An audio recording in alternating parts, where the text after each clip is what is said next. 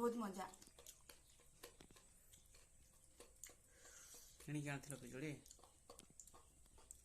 किणी के आनथिल ना बार रहितला आया किणी के आनथिल ना बार रहितला किणा हेतला बाडे रे हे नाही केते आनथिल 500 ना आधा केजी आधा केजी केते आनला 50 25 टंका।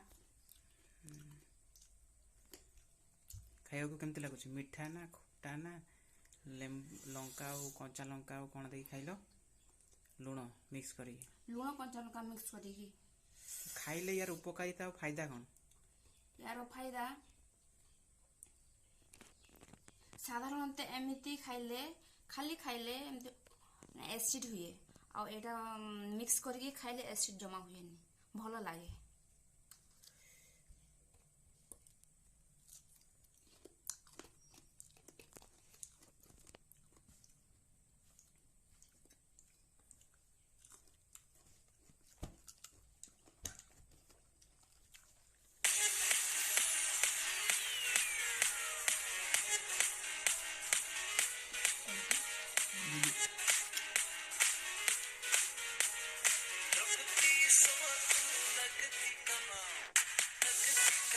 पठार